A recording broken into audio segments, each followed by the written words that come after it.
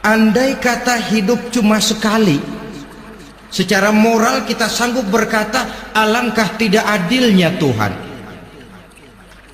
Kenapa? Dalam kehidupan ini kan aneka ragam terjadi. Ada orang yang zolim, ada orang yang dizolimi, ada orang yang membunuh, ada orang yang terbunuh, ada orang yang kaya, ada orang yang miskin, ada orang yang jujur, ada orang yang menghalalkan segala cara. Sehingga banyak ketidakadilan yang terlepas daripada pengadilan dunia. Lalu orang pun bilang, di dunia ini katanya banyak pengadilan tapi sulit keadilan. Di dunia ini mudah mencari pengadilan tapi sulit untuk mencari ketidakadilan. Andai kata hidup cuma sekali, tidak akan ada hidup sesudah hidup yang sekarang ini. Bagaimanakah nasib mereka yang lepas dari pengadilan dunia ini? Alangkah tidak adilnya Allah, andai kata tidak ada kehidupan sesudah hidup yang sekarang. Tentulah akan terjadi di mana orang menghalalkan segala macam cara untuk mencapai tujuan. Yang penting kan saya kaya, yang penting kan saya punya jabatan dan kedudukan tinggi. Kalau perlu jilat atas, jilat atas. Kalau perlu sikut kiri kanan, sikut kiri kanan. Kalau perlu injak bawah, injak yang bawah. Ini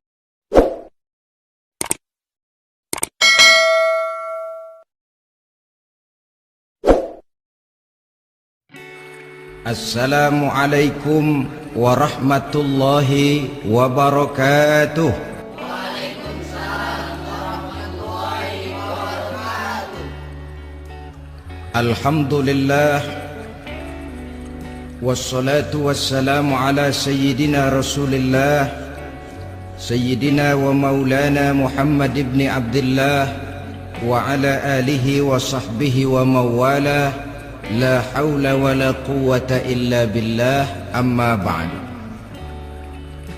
Bapak-bapak, ibu-ibu, saudara-saudara kaum muslimin rahimakumullah. Sudah menjadi keyakinan dalam kehidupan kita bahwa segala yang ada permulaannya tentu akan ada penghabisannya. Setiap yang punya awal mesti akan punya akhir. Tidak ada keabadian dalam kehidupan dunia ini. Semuanya datang dan pergi silih berganti, berubah oleh pergeseran masa dan pertukaran waktu. Demikianlah kalau kita mau merenungi kehidupan dari alam di sekitar kita. Sejak dari kehidupan tumbuh-tumbuhan, binatang, sampai kepada kehidupan kita, makhluk bernama manusia. Lihatlah kita manusia misalnya. Dimulai sejak kita terlahir ke alam ini, menjadi bayi yang merah tidak berdaya, untuk kemudian berangsur meningkat menjadi anak-anak. Dari kehidupan anak-anak, berubah lagi kita menjadi remaja dengan segala keceriaan dan kelincahannya, dan dari masa remaja naik lagi kita memasuki usia dewasa, untuk kemudian berangsur memasuki hari tua. Lalu setelah kita memasuki hari tua, sehari, seminggu, sebulan, setahun, sampailah kita kepada batas waktu yang telah ditentukan oleh Allah, yang dinamakan ajal, dan bertemulah kita dengan yang disebut maut. Ini merupakan kepastian dalam kehidupan. Kalau saja kita mau merenung perubahan-perubahan yang terjadi pada diri kita, seharusnya membuat kita insaf dan sadar. Di kala remaja kita begitu lincah, punya rambut yang hitam ikal berderai, punya lesung di pipit, punya senyum yang indah menawan setiap orang yang melihat, punya kulit yang kencang dan bersih. Manakala kita memasuki hari tua, perubahan frontal pun terjadi. Kulit mulai jadi keriput, rambut yang tadinya hitam ikal berderai mulai memutih, nikmat berkurang, gigi yang tadinya utuh dan sanggup mengunyah apa saja satu demi satu permisi meninggalkan kita. Sangat boleh jadi dikala remaja kita senyum semua orang terpikat, dikala hari tua dengan kulit yang keriput dan gigi yang tidak ada lagi, manakala kita senyum mungkin orang bakal lari dari sekitar kita. Kemana keindahan yang tadinya begitu menawan? Kemana senyum lesung pipit yang tadinya menarik perhatian orang? Pergi meninggalkan kita, berubah oleh pergeseran masa dan pertukaran waktu. Nah, bila maut datang menjemput kita, selesailah kehidupan sampai di situ? Ternyata belum. Kalau lahir merupakan perpindahan hidup dari alam rahim ke alam dunia, maka mati hakikatnya merupakan perpindahan hidup dari alam dunia ini ke alam kehidupan yang berikutnya yang dinamakan dengan alam barzah. Andai kata hidup cuma sekali, secara moral kita sanggup berkata, alangkah tidak adilnya Tuhan. Kenapa? Dalam kehidupan ini kan aneka ragam terjadi. Ada orang yang zolim, ada orang yang dizolimi. Ada orang yang membunuh, ada orang yang terbunuh. Ada orang yang kaya, ada orang yang miskin. Ada orang yang jujur, ada orang yang menghalalkan segala cara. Sehingga banyak ketidakadilan yang terlepas daripada pengadilan dunia. Lalu orang pun bilang, di dunia ini katanya banyak pengadilan tapi sulit keadilan. Di dunia ini mudah mencari pengadilan tapi sulit untuk mencari ketidakadilan. Andai kata hidup cuma sekali, tidak akan ada hidup sesudah hidup yang sekarang ini. Bagaimanakah nasib mereka yang lepas dari pengadilan dunia ini? Alangkah tidak adilnya Allah andai kata tidak ada kehidupan sesudah hidup yang sekarang. Tentulah akan terjadi di mana orang menghalalkan segala macam cara untuk mencapai tujuan. Yang penting kan saya kaya, yang penting kan saya punya jabatan dan kedudukan tinggi. Kalau perlu jilat atas, jilat atas. Kalau perlu sikut kiri kanan, sikut kiri kanan. Kalau perlu injak bawah, injak yang bawah. Ini prinsip daripada orang-orang komunis. Dan pantas karena mereka tidak percaya kepada kiamat. Pantas karena mereka tidak percaya akan adanya kehidupan sesudah hidup yang sekarang ini. Maka saya menghimbau kepada seluruhnya, kita sudah kadung menyepakati negara ini berdasarkan Pancasila.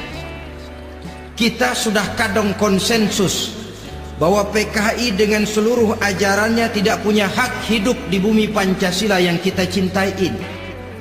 Maka salah satu ajaran PKI tujuan menghalalkan cara. Kita orang Indonesia yang berbudi pekerti luhur, yang punya nilai budaya tinggi, janganlah sampai mencaci PKI, membubarkan PKI, mengutuhkan PKI, tapi dalam kehidupan sehari-hari prakteknya prinsip komunis kita pakai. Apa itu? Tujuan menghalalkan cara. Asal sudah tujuan tercapai, cara apapun saja halal. Itu pandangan hidup orang yang tidak percaya kepada adanya hari akhirat. Sebagai muslim yang yakin akhirat ada, kiamat pasti akan datang. Hidup tidak cuma sekali. Maka kalau kita zalim, kalau kita berbuat aniaya, kalau kita melakukan korupsi, kalau kita merugikan orang lain, boleh jadi kita terlepas daripada pengadilan dunia. Tapi ingatlah, kita tidak akan pernah lepas dari pengadilan Allah.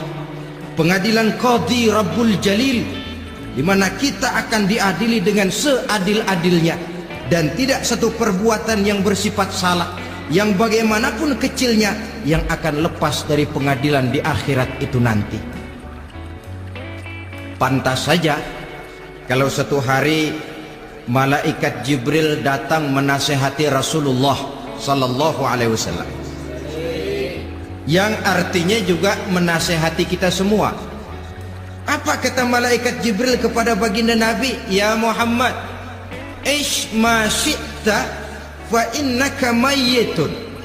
Hai Muhammad, hiduplah semau kamu, tapi jangan lupa kamu pasti akan mati. Kalau memang dilarang tidak terlarang, dicegah tidak tercegah, kamu mau melaksanakan hidup menurut maumu sendiri, persilakan, hiduplah menurut mau dan gayamu. Tapi jangan lupa, fa innaka mayyitun, satu saat kau pasti bakal mati. Dan mati itu bukan akhir dari segalanya, dia babak baru bagi kehidupan selanjutnya. Silahkan hidup menurut maumu, tapi jangan lupa kau pasti akan mati. Wa'mal ma syi'ta fa innaka majziyun bih. Kerjakan apa saja yang kamu mau. Kalau kau mau menghalalkan segala macam cara, persilahkan halalkan segala macam cara. Tapi jangan lupa kau akan mendapat balasan dari seluruh amal perbuatanmu. Wa ahbib ma syi'ta fa innaka mufariquhu. Dan cintailah apa saja yang mau kau cintai. Kau cintai anak istrimu, silahkan. Kau cintai harta bendamu, tafadhal. Kau cintai tanah airmu, kau cintai pangkat dan jabatanmu, persilahkan. Tapi jangan lupa, fa innaka mufariquhu, kau pasti akan berpisah dan akan meninggalkan segala yang kau cintai itu. Apa artinya ini buat kita? Ternyata sesudah maut datang menjemput kita, ada kehidupan sesudah hidup yang sekarang ini. Ini yang mendorong kita untuk dalam kehidupan di dunia ini tidak melakukan prinsip saenake dhewe, semaunya sendiri saja, asal perut kenyang, asal pangkat tinggi, asal harta dapat. Masa bodoh dengan merugikan orang lain, masa bodoh dengan menipu orang lain. Iku jenenge saenake dhewe. Muslim tidak diajarkan. Ingat manusia, setelah kau mati, setelah kiamat datang, kau akan dibangkitkan, kau akan dimintakan pertanggungan jawab tentang kehidupan yang sekarang ini.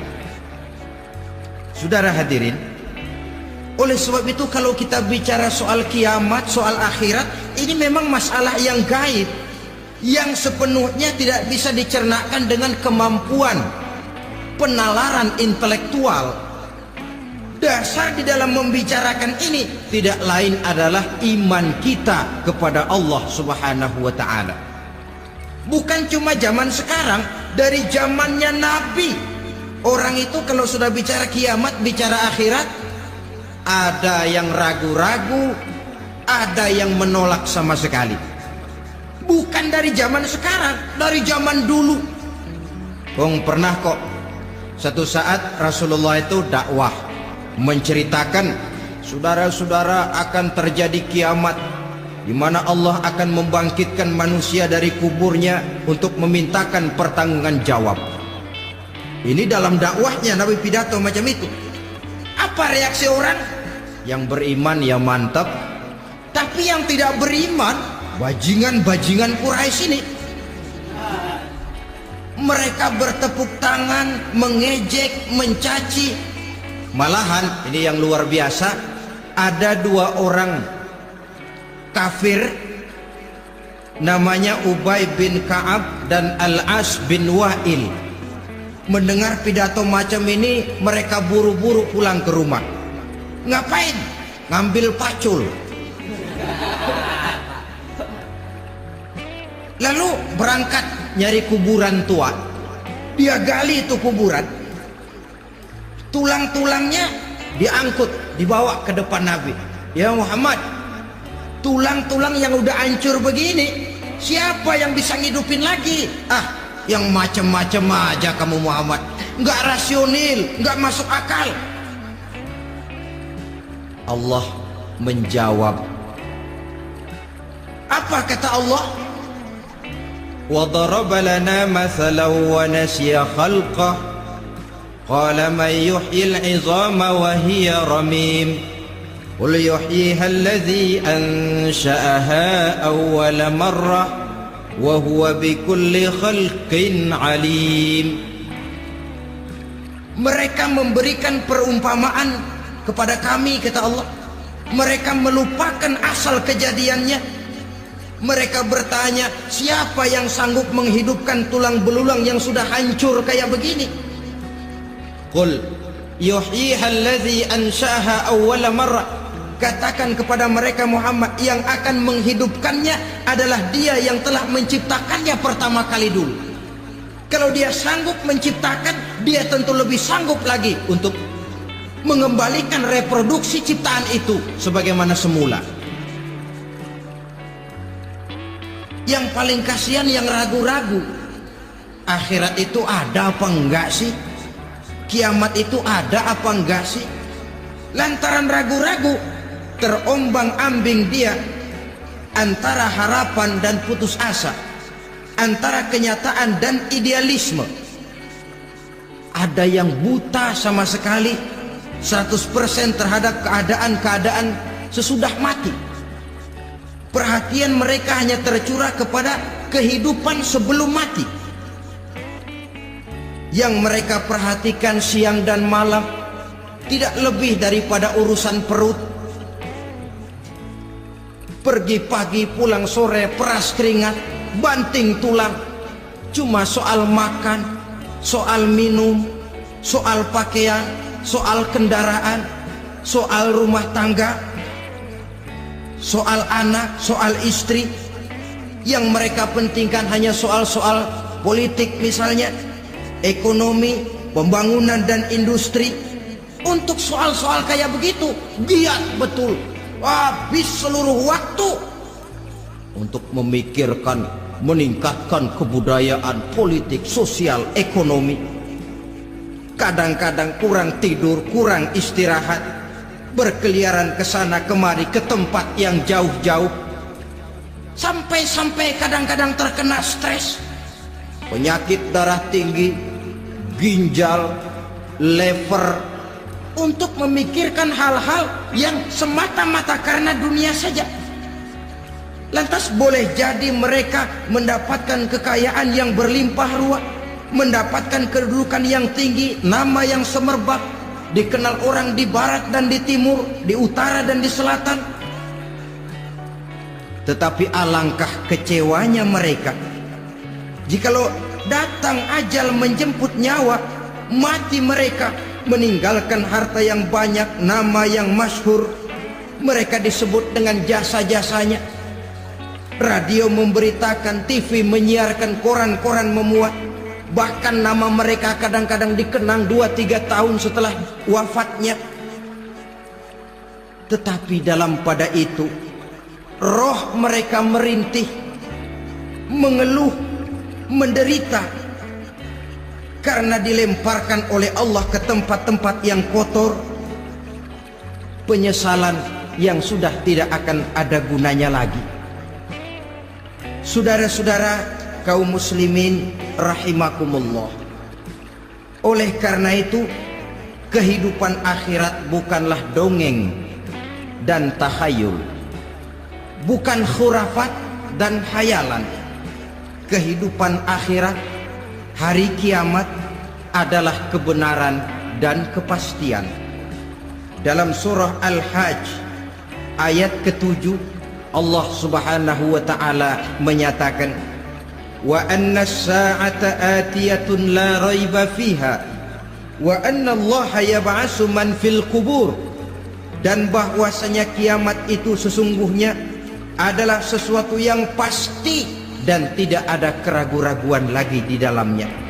Dan bahwasanya Allah sungguh-sungguh akan membangkitkan manusia dari kuburnya masing-masing. Nah, kalau kita sudah yakin kiamat sesuatu yang pasti adanya, akhirat sesuatu yang pasti adanya, dari mana pembicaraan tentang kiamat ini kita mulai?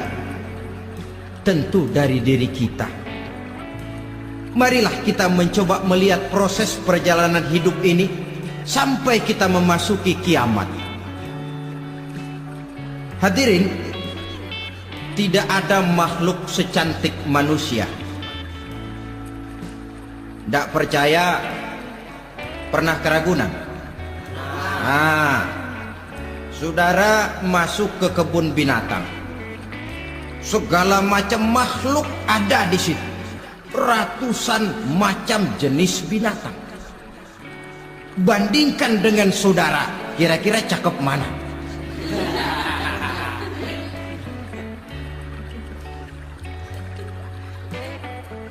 Dari seluruh makhluk yang diciptakan Allah itu, manusia fi ahsani taqwim, dalam bentuk yang paling sempurna, sejak susunan biologis sampai kemampuan berpikir. Biologis kita ya Allah, diciptakan kita begini rupa, diberikan 2 kaki untuk berjalan, 2 tangan untuk bekerja, diberikan 2 mata, dua-duanya di depan. Pernah saudara mikir kalau mata kita yang satu di depan, yang satu di belakang? Ah, rasanya nggak laku kacamata.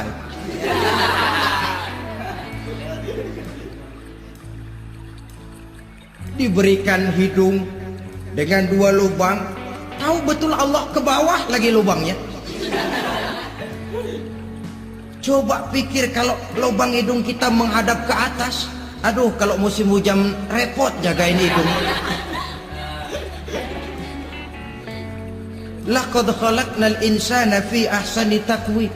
Sungguh telah kami ciptakan manusia dalam bentuk kejadian yang paling sempurna ketimbang makhluk-makhluk Allah lainnya.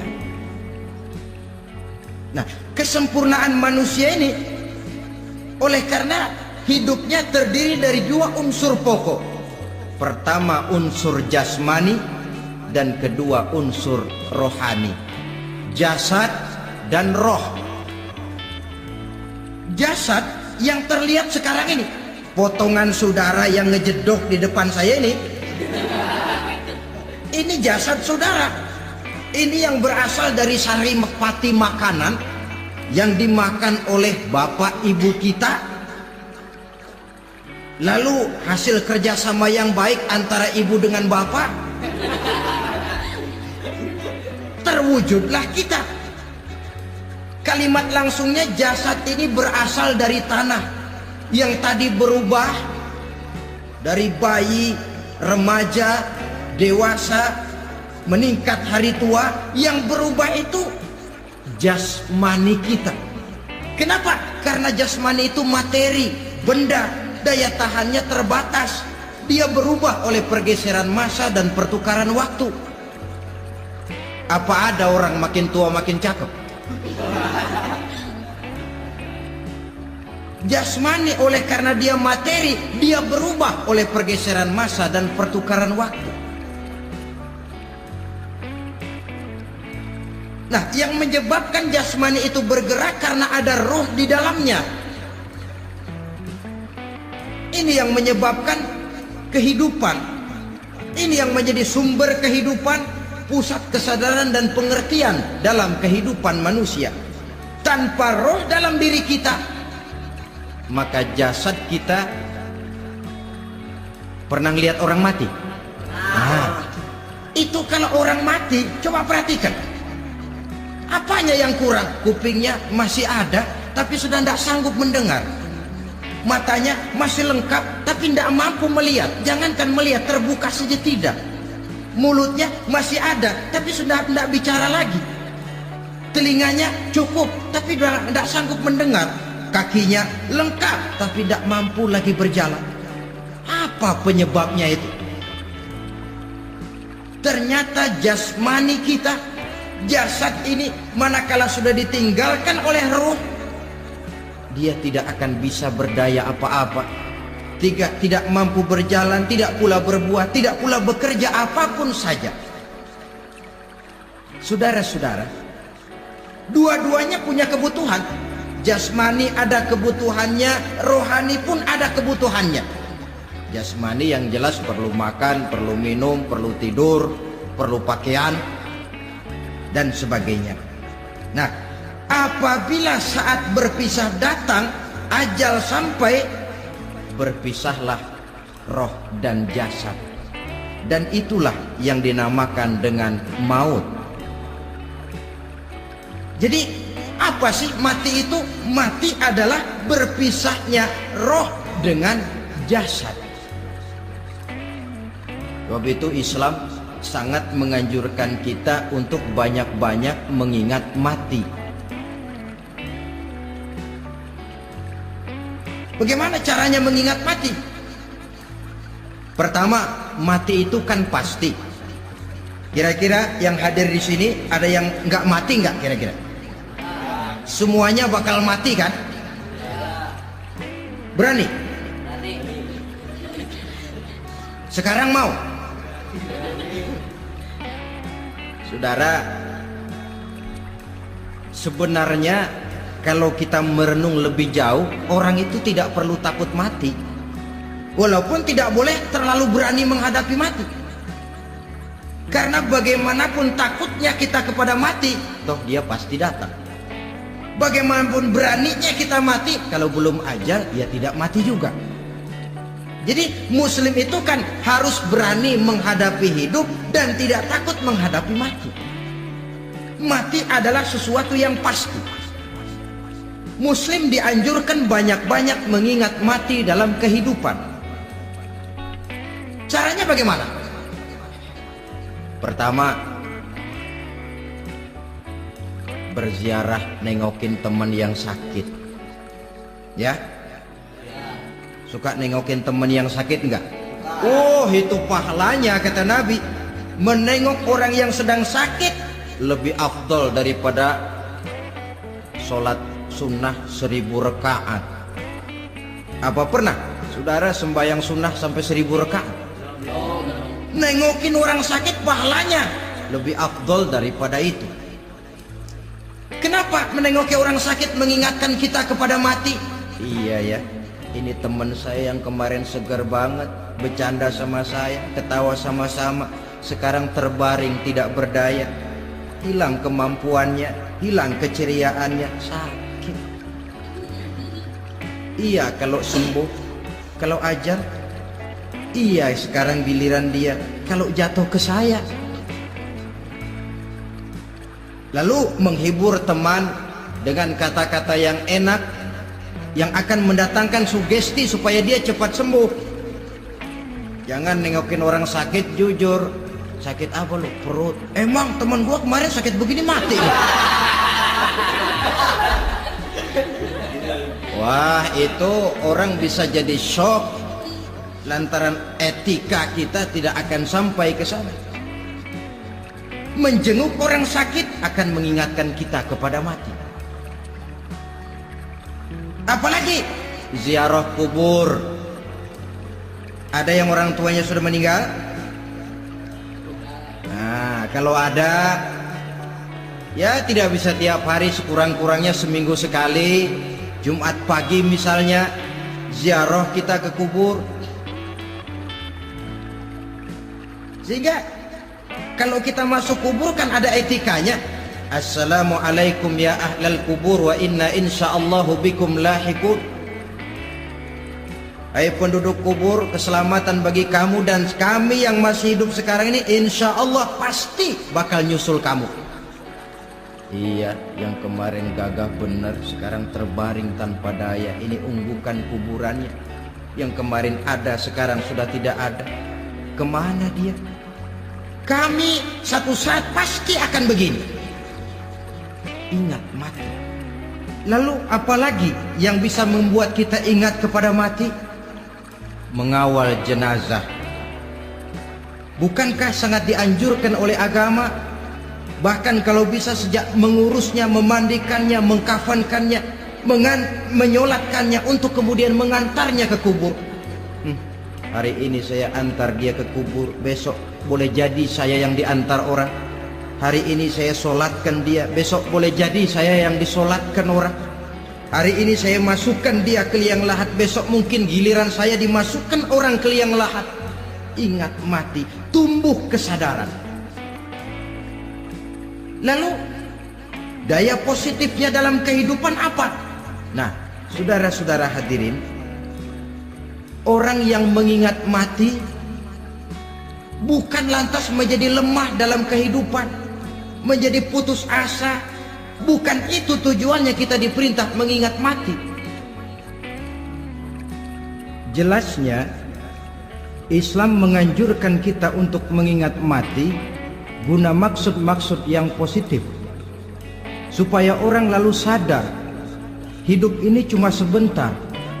Maka mumpung hidup, nah ini mumpung, tapi mumpung yang baik. Mumpung hidup, maka hidup yang singkat ini harus saya pergunakan dengan sebaik-baiknya, melakukan kebajikan yang sebanyak-banyaknya, menjauhkan rasa malas, menunggu keajaiban yang datang dari langit, berleha-leha, bermain-main, sementara maut kalau dia datang tidak pernah main-main. Pantas kalau seorang penyair bernama Syauqi memesankan, tazawwad bitaqwa fa innaka la tadri iza hanna al-lailu hal ta'ishu ila al-fajri, kam min sahihin mata min ghairi illatin wa kam min alilin 'asha hinan min ad-dahri. Persiapkan dirimu dengan takwa, sebab kamu tidak tahu apabila malam datang kamu masih bisa hidup apa enggak besok pagi. Apa ada jaminan saudara yang kumpul di depan saya malam ini besok masih bisa hidup? Ada jaminan? Tidak ada sama sekali. Kam min sahihin mata min ghairi illatin. Berapa banyak orang sehat mati nggak pakai sakit lagi. Sebabnya kadang-kadang ringan saja. Ada yang cuma jatuh di kamar mandi mati. Ada yang cuma ketiban pensil. Iya, kalau ketiban pensil 3 peti masa nggak mati. Sebabnya boleh jadi macam-macam, tapi mati satu juga, yaitu mati. Dia seperti kelapa yang terlalu tua jatuh ke bawah, yang kembang baru keluar pun jatuh ke bawah. Itulah mati. Dia datang menjemput yang bayi, dia datang mengambil yang anak-anak, dia datang juga kepada yang remaja, kepada yang dewasa, kepada yang tua sekalipun. Jangan yang remaja lalu berpikir, gua rasanya masih jauh banget mau mati. Ini sesuatu yang pasti yang kita tidak pernah diberitahu kapannya. Kalau dikasih tahu kapannya kan kita bisa, umpama malaikat maut datang ke rumah saya, saudara Zainuddin kau mati 80 tahun lagi. Wah, saya kan berhitung, masih lama, poya-poya aja dulu . Tapi ini tidak pernah diberitahu kepada kita. Lantaran tidak diberitahu itulah kita perlu bersiap-siap dengan selalu mengingat-ingat mati yang mendorong kita untuk berbuat positif. Satu contoh peringatan mati yang mendatangkan positif pada peristiwa ketika turun perintah hijrah. Ketika di Mekah sudah terpepet turun perintah hijrah. Ini sahabat yang berangkat hijrah, jangan dikira semua bulat hati. Ada yang mikir, kalau saya hijrah berangkat dari Mekah ke Madinah, nanti di tengah jalan dicegat oleh kafir Quraisy lalu dibunuh, mati saya. Takut mati. Allah peringatkan, kullu nafsin za'iqatul maut. Kamu disuruh hijrah saja takut mati, padahal kamu tahu semua yang hidup bakalan mati. Diam saja di Mekah mati, hijrah ke Madinah pun akan mati. Mendengar ayat ini, Sayyidina Umar bin Khattab seperti dibakar semangatnya. Kalau sebagian sahabat hijrah sembunyi-sembunyi, Beliau mau hijrah itu malah bajingan Quraisy dikumpulkan ke Ka'bah. Pidato, ya ma'syara Quraisy, dedengkot Quraisy, dengerin. Besok pagi yang namanya Umar bin Khattab mau hijrah dari Mekah ke Madinah. Siapa yang kepengen kepalanya berpisah dengan badannya, persilahkan cegat Umar di jalanan. Besok dengan tenang dia berangkat hijrah, gak ada yang berani nyegat. Tuh Quraisy juga barangkali mikir, gue ngapain nyegat penyakit. Begitu ingat mati, timbul semangat juang, timbul semangat berbuat. Ini ingat mati yang positif, bukan yang melemahkan semangat. Dah jangan kerja rajin-rajin dah, lu bakalan mati. Ini ingat mati yang salah pasang. Ingat mati seharusnya mendorong manusia untuk berbuat lebih tekun. Innal mauta allazi tafiruna minhu fa innahu mulaqikum. Katakan, maut yang kamu akan melarikan diri daripadanya, yang kamu takuti benar dia pasti akan datang menjemput kamu. Saudara-saudara hadirin yang saya hormati, datangnya memang tidak kita harapkan yang namanya maut, tapi sekali dia datang tidak ada pintu tempat kita lari. Dia memang tidak pernah kita undang, tapi sekali dia datang mengetok pintu, kekuatan apa yang bisa menolak? Dia sebuah tanda seru dalam kehidupan. Apa yang menyebabkan orang takut mati? Pertama barangkali karena dia tidak tahu bagaimana kehidupan sesudah mati. Alam kubur gelap, alam akhirat gelap, sehingga dia bingung. Lantaran bingung lalu jadi takut.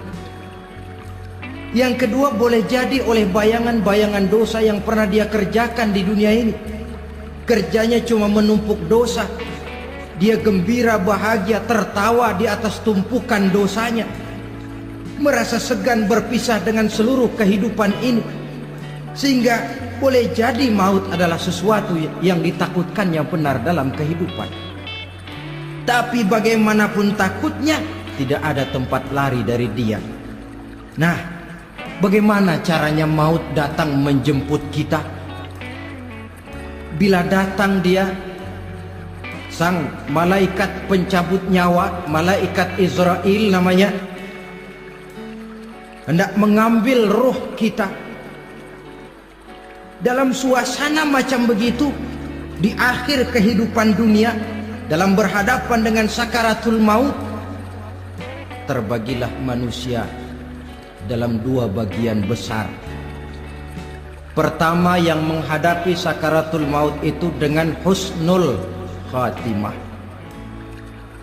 baik di akhirnya, sehingga pada saat ruhnya berpisah dengan jasadnya, kelihatan dia seperti senyum, mukanya cerah. Bahkan sebelum itu boleh jadi dia sempat meninggalkan pesan-pesan yang baik. Ada yang sempat azan, ada yang sempat baca Quran. Pernah kan nemui orang yang mau mati seperti itu? Yang sempat azan, yang sempat baca Quran, yang sempat meninggalkan wasiat-wasiat yang baik. Sebab apa? Malaikat maut datang menjemput mereka juga dengan baik-baik.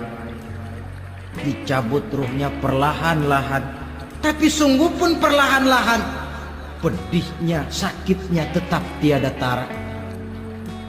Rasulullah Sallallahu Alaihi Wasallam, dikala beliau hendak berhadapan dengan sakaratul maut, diceritakan mencelupkan tangannya ke dalam gelas berisi air, lalu mengusapkannya ke muka beliau seraya berdoa, ya Allah, mudahkan saya dalam menghadapi sekarat ini. Beliau juga yang mengatakan bahwa sakitnya sakaratul maut sama dengan 300 kali bacokan pedang. Sehingga kita diajarkan doa. Di antara doa selamat itu kan ada Allahumma hawwin alaina fi sakaratil. Ya Allah, mudahkan saya di dalam menghadapi sakaratul maut itu. Ketika ruh ini keluar dari jasad, mata masih mengikuti ruh itu. Jika kadang-kadang ada yang matanya terbelalak dan tidak sempat ditutup, terbuka terus, mengikuti ruh itu keluar dari jasadnya. Adapun golongan kedua, manusia yang ketika berhadapan dengan sakaratul maut mendapatkan su'ul khatimah, jelek di penghabisannya. Sekaratnya sudah setengah mati, lalu jelek juga di akhirnya, mati dalam keadaan yang tidak baik, tidak terpuji.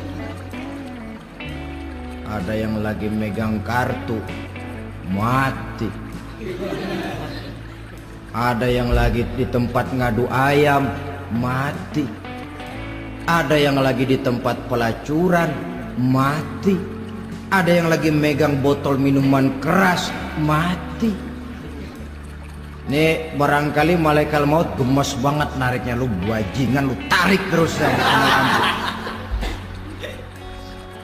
mati. Su'ul khatimah. Makanya bagus itu.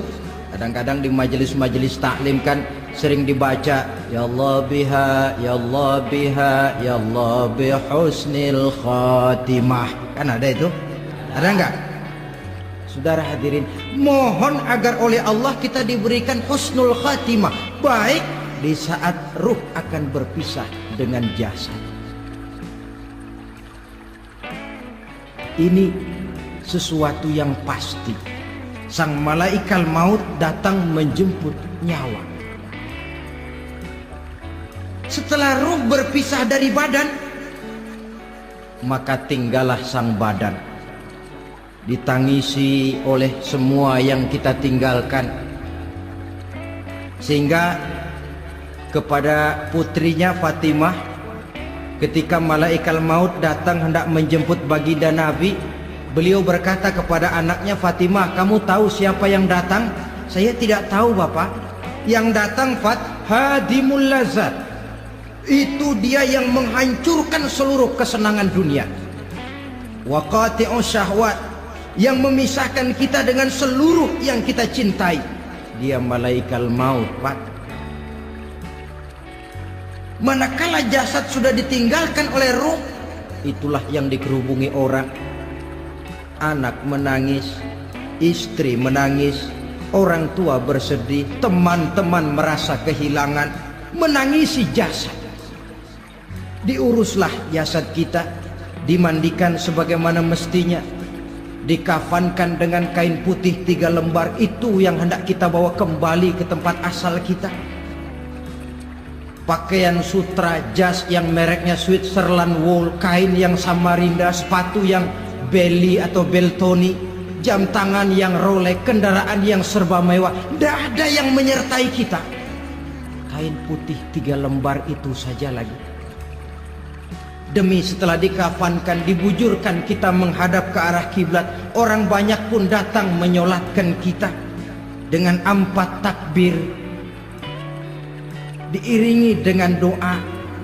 Lalu upacara pelepasan, berangkat kita meninggalkan anak, istri, suami, kampung halaman, tanah air, bahkan alam dunia ini. Selamat tinggal alam dan seluruh isinya. Tinggallah yang tinggal. Saya akan kembali ke tempat asal dari mana saya datang, untuk kembali mempertanggungjawabkan seluruh perbuatan saya dalam kehidupan ini. Manakala upacara pelepasan selesailah sudah, dimasukkan kita ke keranda jenazah, digotong orang, bismillah wa ala millati rasulillah, dibawa ke tempat peristirahatan terakhir katanya.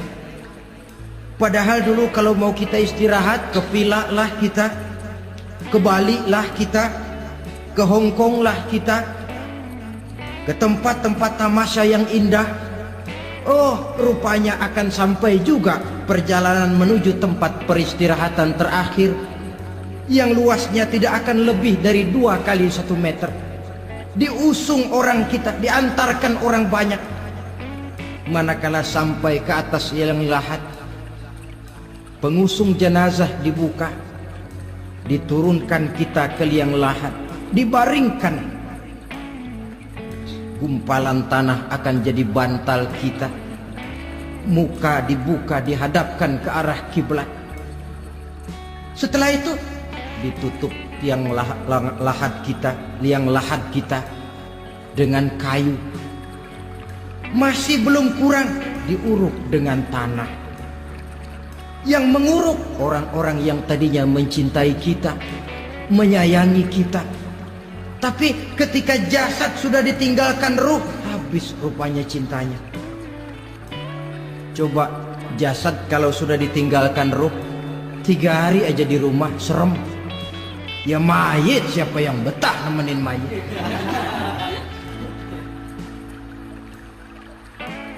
Lalu bila upacara pemakaman selesai,